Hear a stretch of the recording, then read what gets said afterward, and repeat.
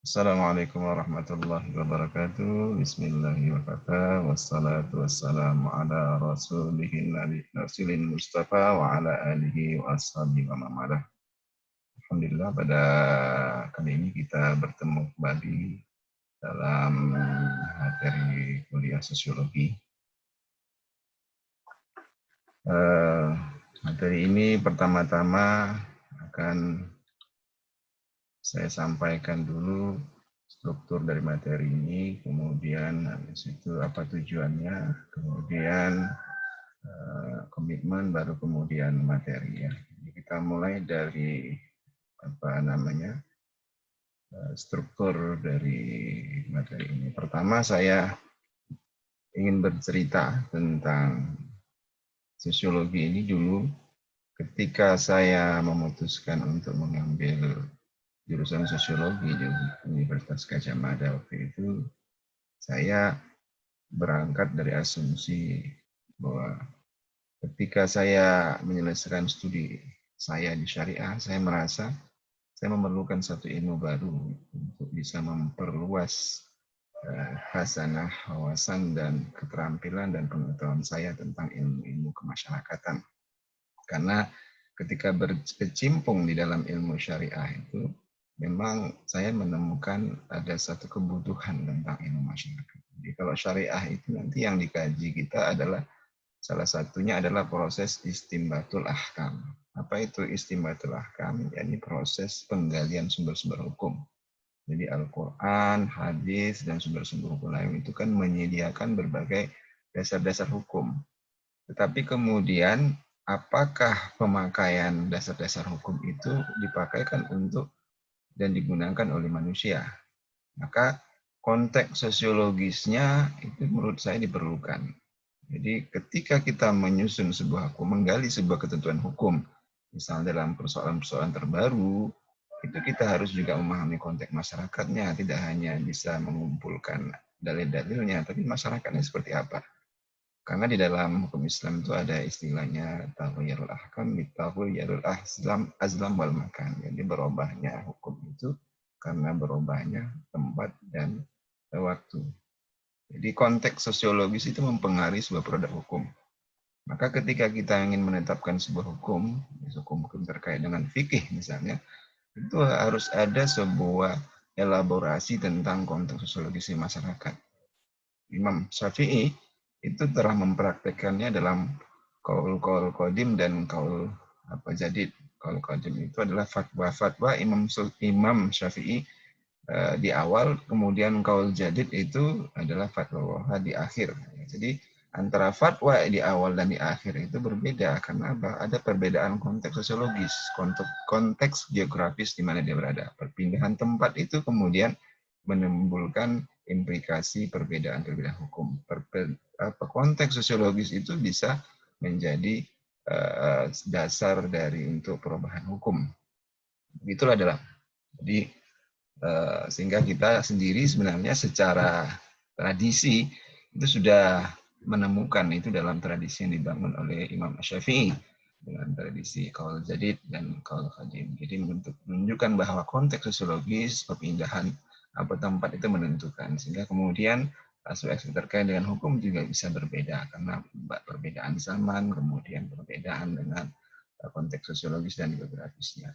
Nah, inilah kemudian mendasari saya kenapa saya kemudian memutuskan untuk mengambil tentang ilmu kemasyarakatan, untuk mengisi satu sisi ruang kosong yang ditinggalkan dalam studi-studi syariah yang ketika itu saya dalami. Itu motivasi pertama. Ya. Tapi bagaimana kemudian akhirnya?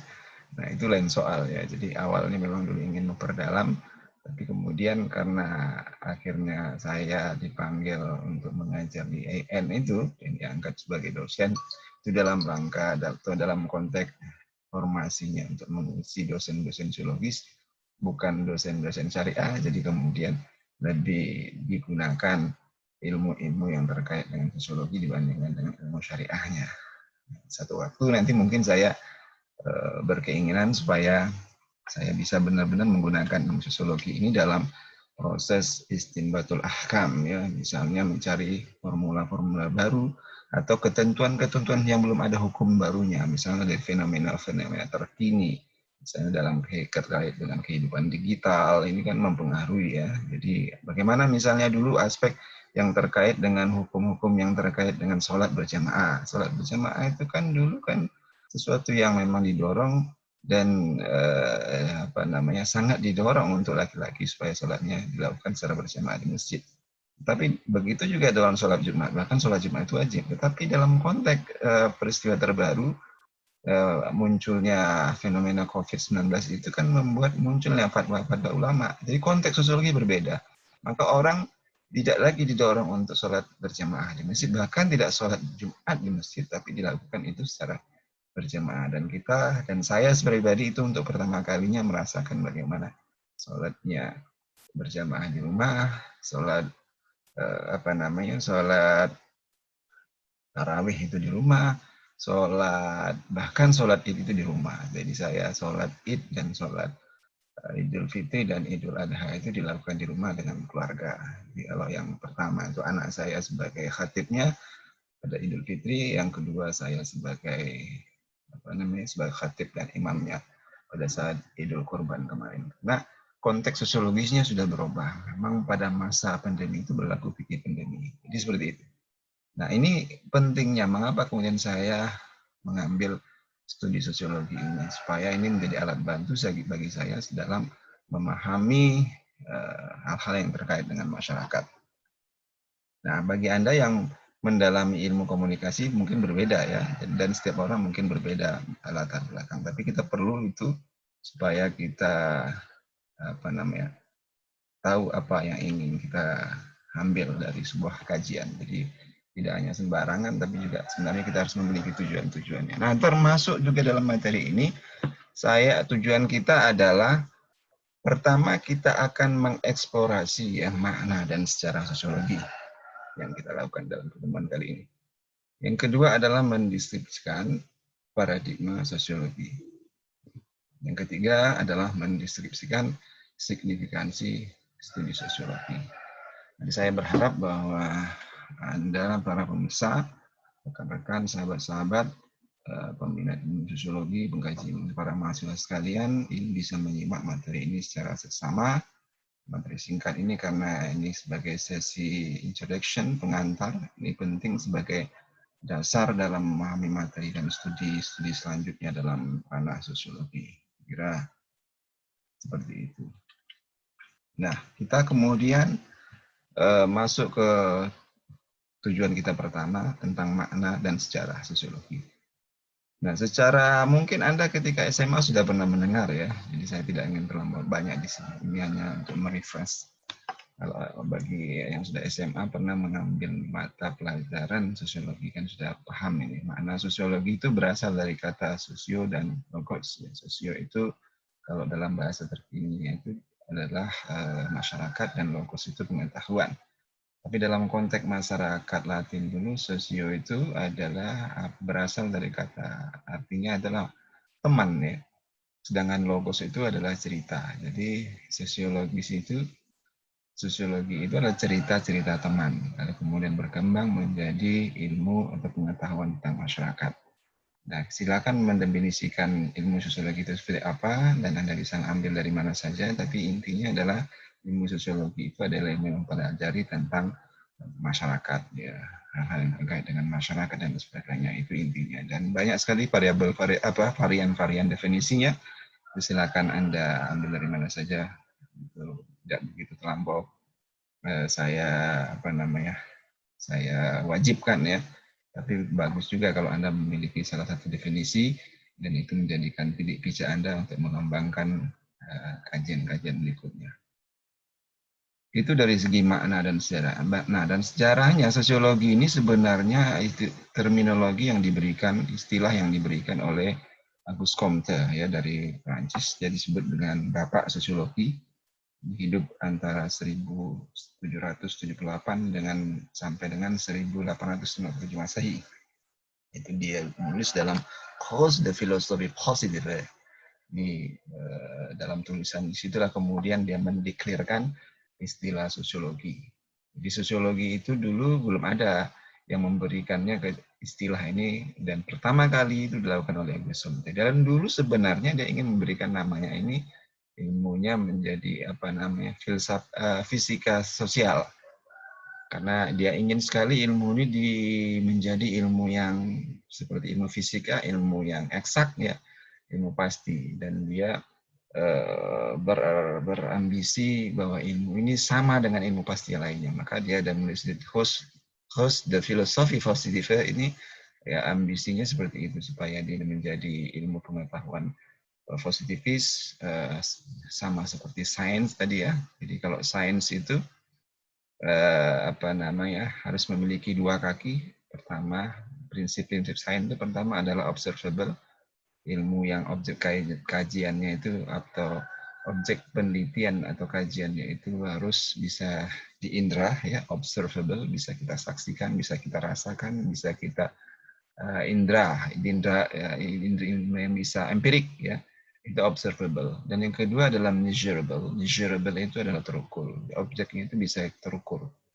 Ya, kalau dia manusia, apakah berapa orang ya, kalau dia apa namanya komunitas berapa orang dan sebagainya, harus terukur. Nah, juga dalam konteks ini Auguste Comte berusaha meyakinkan publik akademik Barat ketika itu bahwa ilmu sosiologi ini adalah ilmu yang positivis, sama seperti ilmu positif yang lainnya, bahwa sama ilmu pasti yang lainnya. Misalnya ilmu positif yang paling masuk akal, ketika saya menjatuhkan pulpen ini pasti jatuhnya ke bawah ya, pasti jatuhnya ke bawah. Itu artinya apa? Ini ilmu pasti. Jadi ketika saya jatuhkan inilah yang akan disusunlah kemudian teori tadi yang Newton ya dan sebagainya. Jadi ilmu ini yang bersifat pasti. Maka ilmu sosiologis juga diharapkan seperti itu. Maka dia menyusun satu teori dengan apa hukum-hukum atau perkembangan dalam masyarakat. Jadi masyarakat disebutnya terdiri dari tiga fase. Pertama adalah fase magis ya. Di magis ya, masyarakatnya ini adalah di mana mendorong orang atau pertimbangan orang melakukan sesuatu itu didrive by pertimbangan magis ya. Kemudian yang kedua pertimbangan teologis, yang ketiga adalah positifis, dan dia yakin bahwa masyarakat modern itu adalah masyarakat yang digerakkan oleh yang ketiga dari yang positifis ya, yang ilmunya itu empiris, bukan teologis, bukan juga ilmu yang bersifat magis ya. Nah, sebenarnya dalam tradisi Islam, ini jauh sebelum Comte ini mengemukakan istilah sosiologi dan kemudian membangun ilmu sosiologi, lalu dia kemudian dianggap atau diklaim sebagai bapak sosiologi klasik. Sebenarnya Islam itu memiliki bapak sosiologi juga, bahkan bukan hanya bapak sosiologi, dia juga bapak dari historiografi, kemudian juga ekonomi dan sebagainya. Ilmuwan Islam ya. Jadi kalau Comte itu hidup pada 1700-an, ini pada tahun 1300-an sampai dengan 1400-an itu hiduplah seorang ilmuwan dari negara Islam, dari negeri Islam yang bernama Ibnu Khaldun, ya. Nah, Ibnu Khaldun ini lahir dari 1332 sampai dengan 1469 Masehi. Dia menulis satu pengantar dari kitab yang besar sekali namanya Al-Ibar. Ya, Al-Ibar itu dia menulis dalam Muqaddimah. Nah, Muqaddimah inilah yang kemudian menjadi buku terpenting dalam ilmu sosial yang masih dikaji hingga sekarang ini. Ya, itu yang terjadi. Nah, itu yang terjadi ya. Dalam Muqaddimah itu ada beberapa hal yang dikaji oleh Ibnu Khaldun ini. Misalnya dia memberikan analisis gejala sosial yang logis. Jadi gejala-gejala sosial. Jadi bahkan dalam bukunya, dalam Al-Muqaddimah ini tadi juga memuat tentang hal yang terkait dengan sejarah, ekonomi, individu, masyarakat, dan negara. Bahkan pedagogi, ilmu pengetahuan, serta alat-alat lainnya. Jadi sangat luas sekali, tetapi ada satu bagian yang memang ini kemudian diasumsikan lalu dikaitkanlah Ibnu Khaldun itu sebagai bapak sosiologi Islam. Jadi 400 sampai 300 tahun ya sebelum Auguste Comte mengungkapkan istilahnya ilmu sosiologi, dan di Islam sebenarnya sudah muncul Ibnu Khaldun pada tahun 1300-an Masehi tadi. Dan Ibnu Khaldun ini adalah ilmuwan yang kelahiran dari Islam, kelahiran dari Tunisia ya. Dia dulu adalah kakek dan nenek moyangnya berasal dari yang kekuasaan Islam yang ketika berada di Andalusia. Lalu ketika terjadi peristiwa Sevilla, kemudian nenek moyangnya itu atau kakeknya kemudian pindah ke Tunisia ya. Di Tunisia lah dia lahir. Dan dalam tulisan-tulisan dia sebenarnya dia mengatakan bahwa asal nenek moyang dia sebenarnya berasal dari Yaman atau Hadramaut. Jadi ketika itulah kemudian dalam penaklukan Islam di Andalusia, kemudian nenek moyangnya salah satu dari tentara yang ikut dalam pasukannya Tariq bin Ziyad yang kemudian menyeberangi Teluk Gibraltar ya. Ya, kita tahu ceritanya bahwa kemudian sejak itulah kemudian Spanyol masuk menjadi wilayah yang di mana Islam itu hampir bertahan sampai kurang lebih sampai 800 tahun di sana. Dan sebelum masa kemunduran itu di akhir-akhir itu kemudian terjadi peristiwa Sivilla dan kemudian kakeknya si Ibnu Khaldun memutuskan untuk pindah, orang tua atau kakeknya pindah ke Tunisia, dan Tunisia kemudian dia berkembang menjadi ilmuwan yang luar biasa sehingga melahirkan sebuah tulisan yang sampai sekarang itu diakui oleh ilmuwan dunia bahkan barat dan sampai sekarang masih dikaji. Nah, salah satunya menariknya adalah Ibnu Khaldun ini dididik dengan didikan Al-Quran. Jadi karena dalam tulisan-tulisannya juga memuat tentang ilmu pedagogi, itu misalnya dia mengatakan bahwa pendidikan Al-Quran itu harus diutamakan sebelum mengembangkan ilmu-ilmu lain, dan itu yang terjadi dalam dirinya. Dia juga seorang hafiz ya, tapi kemudian setelah dia menjadi hafiz dan dalam melewati ilmu-ilmu Al-Quran, lalu kemudian dia berkembang menjadi intelektual besar di dalam khazanah pemikiran Islam. Dan pertama kali mendapat perhatian Barat ini tulisannya lewat biografi pada 1697 ya, atau hampir pada tahun 1700-an. Jadi setelah kurang lebih 300 tahun ya. 300 tahun setelah dia meninggal, kemudian ada biografinya, kemudian dilirik orang di Barat, baru kemudian orang mulai tertarik dengan tulisannya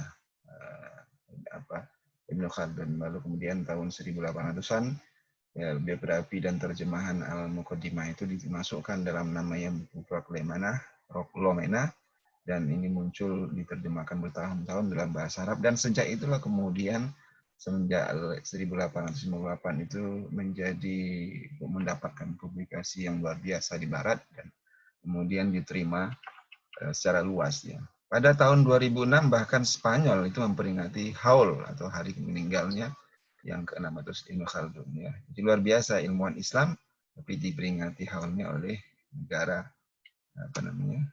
negara yang dulu pernah nenek moyang hidup di sana. Dan ini pendapat tentang Muqaddimah ini banyak sekali. Dr. Brian S. Turner ini menulis bahwa tulisan-tulisan sosial dan sejarah dari Ibnu Khaldun itu satu-satunya tradisi intelektual yang diakui di Barat, dan ahli-ahli sosiologi Barat menerima itu sebagai sebuah tulisan yang luar biasa yang sampai sekarang itu menjadikan referensi. Arnold Toynbee itu mengatakan bahwa Muqaddimah tadi itu merupakan karya terbesar dari sejenisnya yang pernah diciptakan oleh pikiran maupun diciptakan oleh pikiran manapun, kapanpun, dan dimanapun. Dan Ernest Keller itu mengatakan bahwa buku ini menjadi buku yang terbaik dalam sejarah teori politik.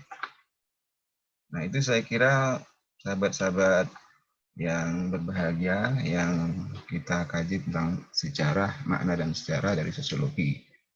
Nah, sekarang kita ingin masuk yang materi kedua tentang paradigma ya. Jadi Sosiologi itu memiliki banyak paradigma ya. Dalam Josh Ritzer dalam bukunya Sosiologi Multiple Paradigm Sciences itu mengatakan bahwa ilmu sosiologi ilmu berparadigma banyak ya. Dia membagi beberapa paradigma. Pertama adalah paradigma fakta sosial. Jadi paradigma fakta sosial adalah satu mazhab di dalam ilmu sosiologi yang meletakkan masyarakat itu menjadi objek kajiannya, masyarakat secara luas. Yang disebut dengan analisis yang bersifat makro ya, sosiologi yang bersifat makro. Jadi yang menjadi objek kajiannya pertama adalah struktur sosial, kemudian institusi sosial, pokoknya sesuatu yang bersifat masyarakat, bersifat luar biasa besar, masyarakat misalnya. Itu yang pertama. Yang kedua adalah definisi sosial. Jadi definisi sosial itu adalah satu paradigma yang dalam sosiologi yang memfokuskan kajiannya pada individu-individu. Jadi kalau yang pertama tadi pada fakta sosial itu tokohnya Emil Durkheim, dia fokusnya kepada hal-hal yang besar tadi, masyarakat dan lain sebagainya. Tapi kemudian Weber, Max Weber ini adalah tokoh dari paradigma definisi sosial yang justru meletakkan objek kajiannya pada unsur terkecil dari masyarakatnya, ini individu-individu. Maka kemudian dalam riset-riset sosiologi yang mengikuti aliran yang pertama, fakta sosial itu lebih banyak kepada lebih banyak berstudi yang bersifat besar, masyarakat dan lain sebagainya ya, komunitas ya, negara ya, kabupaten, provinsi, kecamatan dan lain sebagainya, lebih bersifat besar. Tapi dalam definisi sosial itu Weber itu lebih meletakkan pada kajian objek sosiologisnya itu pada hal yang bersifat individual. Jadi kalau misalnya studi-studi di dalam antropologi itu banyak sebenarnya hanya menjadikan objek riset atau subjek atau informannya hanya satu orang. Misalnya saya pernah membaca studi-studi antropologi yang mengangkat tentang spiritualitas atau religiusitasnya. Misalnya begini judulnya itu.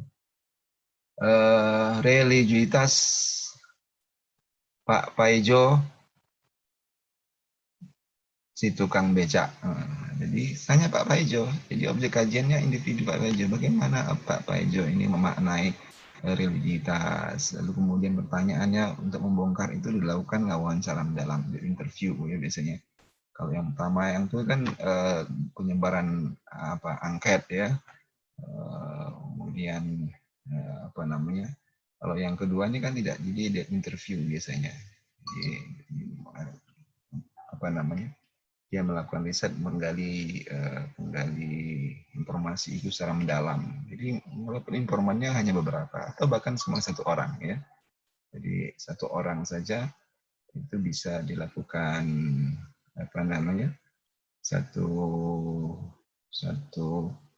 satu legitimasi. Yang penting bagaimana proses reasoningnya itu bisa berjalan ya. Jadi pemaknaan-pemaknaannya. Jadi kalau di sini kan pada Durkheim ini, pada Weber ini kan lebih ke Verstehen ya, pemaknaan interpretatif. Bukan pada seorang peneliti itu memaknai, tapi bagaimana masyarakat atau individu yang ingin dikaji. Jadi misalnya tadi Pak Paijo, bagaimana Pak Paijo itu memahami konsep religiusitas atau spiritualitas. Itu yang pertama ya. Jadi para pemirsa yang berbahagia, saya sebentar ya. Yang ketiga adalah perilaku sosial. Ini aliran dalam sosiologi yang memfokuskan diri pada perilaku. Ya, tokohnya ini adalah Frederick Skinner ya. Jadi seorang psikolog ya. Jadi kalau yang pertama tadi meletakkannya kepada masyarakat, kalau yang kedua definisinya pada individu, atau yang ketiga ini bukan masyarakat, bukan individu. Jadi kalau yang kedua, yang masyarakat dan individu itu masih bersifat mistis, kata Skinner. Masih bersifat abstrak. Justru yang konkret dan real itu bukan masyarakatnya, bukan individunya. Yang konkret itu adalah perilaku, behavior. Nah, ini disebutkan social behavior. Ya, perilaku sosial. Jadi inilah dalam konteks sosiologi satu paradigma yang mencoba mengkaji aspek-aspek terkait dengan psikologis dan sebagainya, karena memang Skinner ini adalah seorang tokoh psikologi ya. Kemudian dikembangkanlah di dalam tradisi sosiologi yang mefokuskan pada perilaku sosial tadi. Jadi kalau yang pertama dari fakta sosialnya, masyarakat misalnya, yang kedua adalah pada definisi sosial, pada yang penting bagaimana makna itu dipahami oleh individu-individu tadi. Jadi objek kajiannya menyasar perilaku individu-individu saja. Tapi yang ketiga ini adalah perilaku atau social behavior. Jadi bukan masyarakatnya, bukan individunya, yang real itu adalah perilakunya. Jadi kalau masyarakat itu akan hilang, ya, masyarakat akan hilang, individu juga ada hilang, dan yang paling tampak dari itu adalah yang paling relevan itu kan perilaku, kata si Skinner. Namun nanti akan berkembang dalam kajian-kajian kita berikutnya tentang paradigma ini, tapi kita secara umum ini dari Josh Research memberikan 3 paradigma ini tentang keilmuan sosiologi. Dan banyak sekali sebenarnya aspek tradisi-tradisi lain, tetapi kita menggunakan pemikirannya Josh Research yang menulis buku Sociology and Multiple Paradigm Sciences. Ya. Para pemirsa yang berbahagia, kemudian berikutnya kita sudah tadi kita pahami tentang paradigma, dan yang ketiga adalah materi kita terakhir adalah signifikansi sosiologi ya. Jadi signifikansi sosiologi. Pertama, sosiologi dia sebagai ilmu pengetahuan ya. Jadi pentingnya ilmu sosiologi seperti yang tadi saya katakan, kenapa saya kemudian melanjutkan studi saya ke sosiologi, karena saya ingin menambah ilmu pengetahuan tentang masyarakat. Saya merasa bahwa ketika saya sudah khatam atau selesai dengan ilmu syariah saya di S1 dan melanjutkan S2 itu memerlukan ilmu bantu saya supaya bisa lebih memahami konteks masyarakat, sehingga dalam proses istinbat hukum nanti, proses penggalian hukum itu lebih pas karena bisa memiliki alat bantu atau sudah memiliki alat bantu tentang ilmu tentang kemasyarakatan, sehingga kemudian tentu saja bisa diharapkan akan lahir produk-produk hukum yang memang sesuai atau memang dibutuhkan dalam konteks perkembangan masyarakat kontemporer saat ini. Jadi sebagai ilmu pengetahuan atau knowledge ya. Nah, ini sosiologi juga bisa menjadi ilmu bantu bagi Anda mahasiswa misalnya ketika Anda KKL ya atau KKN atau Anda terjun dalam masyarakat, hingga kemudian ketika Anda masuk dalam sebuah masyarakat, sebelum masuk di sana Anda sudah bisa melakukan analisis sosiologis. Hingga kemudian ketika sebelum Anda masuk ke sana, Anda sudah bisa memetakan sebenarnya masyarakat yang Anda hadapi ini seperti apa. Hingga kemudian ini sangat membantu Anda. Jadi orang yang mempelajari ilmu sosiologi karena dia punya basic knowledge, basic pengetahuan tentang masyarakat, maka diharapkan dia akan lebih mudah untuk bisa menyesuaikan diri dengan masyarakat, mengambil pendekatan yang pas di masyarakat, sehingga dimanapun kita berada, kita itu tidak menimbulkan friksi, menimbulkan konflik, menimbulkan problem dan sebagainya, karena kita tahu bahwa masyarakat seperti ini dan sebagainya. Jadi ini yang pentingnya ilmu sebagai ilmu pengetahuan. Dan sebagai ilmu pengetahuan, sosiologi juga memberikan banyak sekali kontribusi pada keilmuan lain. Jadi makanya kemudian sosiologi ini bisa ditemukan hampir dalam semua pengetahuan ya. Ada sosiologi kesehatan ya, orang-orang yang belajar ilmu kesehatan itu ada namanya sosiologi kesehatan ya. Di Fakultas Kedokteran UGM itu ada namanya sosiologi kesehatan. Di ilmu ekonomi ada sosiologi ekonomi. Saya dulu S2 waktu saya tesis, itu saya memfokuskan diri saya pada ekonomi malah, di sosiologi ekonomi. Kemudian ada yang lingkungan, sosiologi lingkungan. Jadi pernah satu mata pelajaran atau mata kuliah itu yang karena sosiologinya ekonomi lingkungan, lalu kemudian saya riset mempelajari tentang hal-hal terkait dengan lingkungan. Di ilmu lingkungan juga ada ilmu sosiologinya. Kemudian di sosiologi pendidikan, nah saya pernah mengajar sosiologi pendidikan di IAIN Surakarta itu di Fakultas Tarbiyah Sosiologi Pendidikan, atau di sosiologi hukum di syariah dan lain sebagainya. Nah kalau kita di komunikasi itu sosiologi komunikasi atau sosiologi media, jadi banyak sekali jadi dia sebagai knowledge itu, sebagai science, dia memberikan banyak informasi-informasi yang bisa dibutuhkan. Sehingga informasi sosiologi tadi bisa menjadi alat bantu bagi keilmuan-keilmuan tadi. Sebagaimana saya tadi, ilmu syariah bisa terbantu dengan sosiologi, ilmu komunikasi juga, dan lain sebagainya. Yang pertama. Yang kedua adalah sebagai cara berpikir, the way of thinking. Ya. Jadi ilmu sosiologi ini bukan hanya sebagai pengetahuan, tapi dia juga memberikan cara berpikir. Ya. Jadi dalam mazhab-mazhab ilmu sosiologi itu ada mazhab positivis. Positivis itu adalah satu mazhab yang mendasarkan diri pada hal-hal yang bersifat empirik, ya, positivis. Ya. Tadi kan saya berikan di awal, memiliki dua kaki, positivis. Observable, measurable. Observable itu harus sesuatu yang bisa diobservasi, kemudian measurable harus terukur.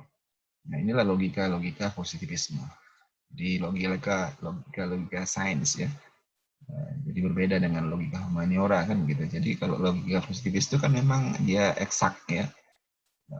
Maka kemudian dulu kan sempat muncul ekstra sainsia, nulla salus. Di luar sains tidak ada kebenaran. Ini mungkin faksi dari positivisme yang radikal. Ya. Jadi di luar sains itu tidak ada kebenaran. Di luar sains itu harus observable, measurable. Jadi sesuatu yang tidak bisa diobservasi, tidak bisa terukur, maka ditolak sebagai ilmu pengetahuan, ditolak sebagai sains. Itu klaimnya positivisme yang tadi yang radikal, ya. Kalau dalam sejarahnya bahkan mungkin menolak agama, ya, karena agama itu memang memprepare hal-hal yang tidak observable, ya, soal yang terkait dengan hal-hal yang terkait dengan kepercayaan itu kan tidak bisa diobservasi secara empiris. Yang kedua adalah cara berpikir interpretif, ya. Jadi interpretif. Jadi tidak silau pada apa yang tampak, tapi apa maknanya, ya. Dalam sosiologi itu ada istilah fact is important, but the meaning behind the fact is more important. Ya. Sesuatu yang bersifat fakta, yang fakta-fakta yang tampak itu penting. Sesuatu empirik itu penting, tetapi makna di balik yang empirik itu, makna di balik fakta-fakta itu jauh lebih penting. Jadi orang sosiologi itu tidak gampang kemudian, ya, melihat tampilan-tampilan fisik, tampilan-tampilan zahir, apa yang empirik, tapi dia berusaha untuk melakukan pemaknaan apa di belakang itu. Dalam konteks komunikasi, kenapa seseorang itu tampilnya mencitrakan diri seperti itu? Kenapa kok sepertinya dia menjadi orang yang begitu santuy, ya, santun. Oh ya, apakah memang pribadinya seperti itu? Kok kenapa jadi orang yang pemurah? Apa memang dia orang pemurah? Ya, tapi seorang sosiologi itu harus interpretif, ya, maknai. Atau yang maknai apa? Kemudian yang ketiga adalah postmodern. Postmodern ini adalah satu cara berpikir yang dekonstruktif, ya. Jadi mendekonstruksi klaim-klaim yang selama ini tidak boleh dipertanyakan lagi atau sudah diterima secara taken for granted, diterima orang, lalu kemudian dilakukan pembongkaran. Ini ada alirannya dalam sosiologi, ya. Postmodernis dia lakukan pembongkaran. Jadi ada juga yang bilang bukan pembongkaran tapi destruction, ya, dia melakukan penghancuran, ya. Jadi itu yang menistakan postmodernis. Tapi postmodernis ini melakukan pembongkaran terhadap klaim-klaim yang selama ini sudah mapan. Misalnya yang paling kuat itu tentang klaim modernisme. Modernisme itu dianggap sebagai obat mujarab dari berbagai problem-problem kehidupan manusia. Lalu kemudian dilakukan kritik oleh postmodernis, kalangan postmodernis, itu yang disebut dengan grand narasi. Itu hanya omong kosong, cerita-cerita besar tok. Apakah dengan modernisasi, dengan memodernisasi manusia, dengan modernisme, itu akan menyelesaikan persoalan-persoalan manusia? Kan tidak. Maka postmodernisme ini menjadi cara berpikir yang sangat kritis, ya. Maka ini masuk yang ketiga nanti juga, dia sebagai sosiologi sebagai alat kritik atau tool of design, ya. Jadi alat kritik, ya. Jadi misalnya tadi dalam postmodernisme, dia melakukan kritik yang luar biasa terhadap modernisme. Bagaimana modernisme ini sebenarnya melakukan manipulasi Jadi klaim-klaimnya dia bahwa dia akan bisa menyelesaikan persoalan, maka untuk supaya manusia terbebas dari persoalannya, maka harus dibuatnya modern. Nah, postmodernisme ini melakukan kritik luar biasa. Karena ternyata di balik kampanye-kampanye modernisme tadi sebenarnya ada kepentingan-kepentingan di situ. Maka ada yang disebut dengan relasi antara pengetahuan dan kepentingan, ya. Relation between knowledge and power. Jadi ada keterkaitan antara pengetahuan dan kekuasaan. Jadi bahkan ilmu pengetahuan itu dianggap bukan ilmu yang netral. Pengetahuan itu adalah ilmu yang kalau dalam bahasa Nietzsche itu ilmu yang punya need to power. Jadi ilmu yang memang dibuat untuk bisa mengakumulasi kekuasaan. Nah, salah satu contohnya misalnya apa? Ilmu yang terkait dengan ilmu ketimuran itu Orientalism.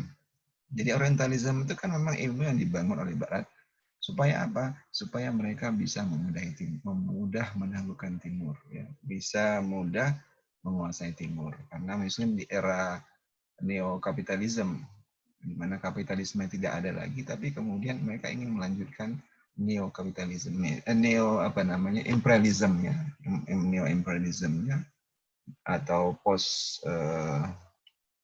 postkolonialisme, ya. Dia pasca mereka sudah melakukan mengkolonisasi, maka mereka kan tidak boleh lagi melakukan kolonisasi, menjajah.